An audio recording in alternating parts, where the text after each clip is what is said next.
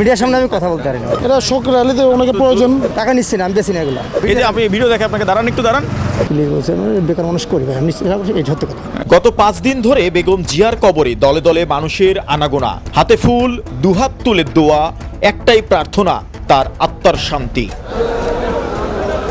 কিন্তু এই শোক আর আবেগের মাঝেই মাথাচাড়া দিয়ে উঠেছে এক ভয়ঙ্কর অভিযোগ। কালো ব্যাজ আর ধানের শীষের লোগো ব্যবহার করে সিন্ডিকেট চালাচ্ছে এক চক্র।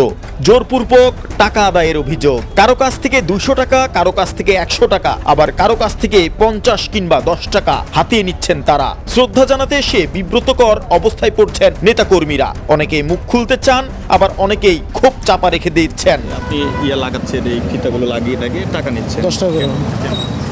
এটা শোক র্যালিতে অনেকে প্রয়োজন। জোর করে লাগাচ্ছেন না, জোর করে না, ওই লোকে ডাক দেন আপনি, কোনো জোর নাই। আমরা ফলো করছি। না না, আমি মাত্র আসলাম, আমি মাত্র আসছি।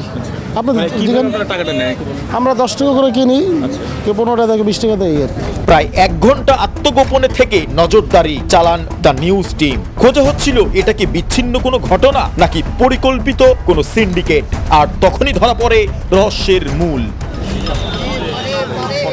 সংবলিত যে একটা লোগো লাগাই দিচ্ছে। কিছু বলতে পারি না, আমি আমি বলতে পারি না কিছু। মিডিয়ার সামনে আমি কথা বলতে পারি না। একটু আমার সাথে কথা বলুন। না, আমি কাজ কিভাবে করি না। টাকাটা নিচ্ছেন একটু আমি কথা বলতে পারি না। লাগা, আমরা তো দেখছি লোগো লাগাচ্ছেন। আর ভাই আমি কথা বলতে পারি না বিষয়। ভাই একটু বলেন আপনার নামটা কি? ভাই আপনি বাদ দেন না ভাই, প্লিজ। একটু বলেন, আমার সাথে কথা বলেন। আপনি এই যে লাগাই লেগে টাকা নিচ্ছেন ভাই কেন? প্লিজ বলছি আপনারা, দৌড়ো ভাই। কয় টাকা নিচ্ছেন একটু বলেন তো ভাই। প্লিজ আপনারা প্লিজ বলছি ভাই। আপনি কথা বললে তো আপনার সাথে কথা বলি না, একটু বলে যান। আমি বলতে পারি না। কিভাবে টাকা নিচ্ছেন? টাকা নিচ্ছি না, আমি বেশি না এগুলো। আমরা তো দেখছিলাম ভাই। না, আমি বেশি না। আমি আমরা দেখছেন বেচতে। হ্যাঁ, ভিডিও আছে না, আমি আমাদের বিক্রি কাছে। করি না। এই যে আপনি ভিডিও দেখে আপনাকে দাঁড়ান, একটু দাঁড়ান ভাই, একটু দাঁড়ান। এই যে ভিডিও দেখেন, ভাই শোনো, ভিডিও দেখেন।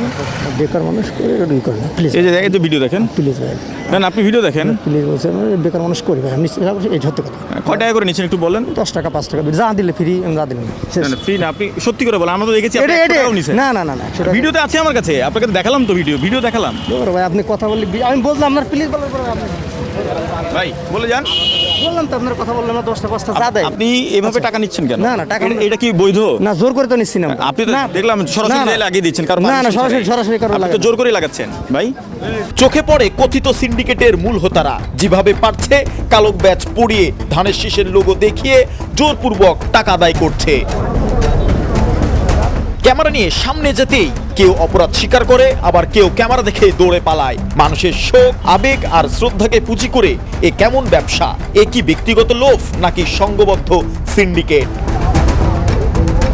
মানুষের শোক নিয়ে এ কেমন রাজনীতি? শ্রদ্ধার নামে কেমন চাঁদাবাজি? এটা কি ব্যক্তিগত লোভ নাকি সংগঠিত অপরাধ? প্রশ্ন রইল আপনাদের কাছে। জয় ক্রিস্টোফার বিশ্বাস, দ্য নিউজ, ঢাকা।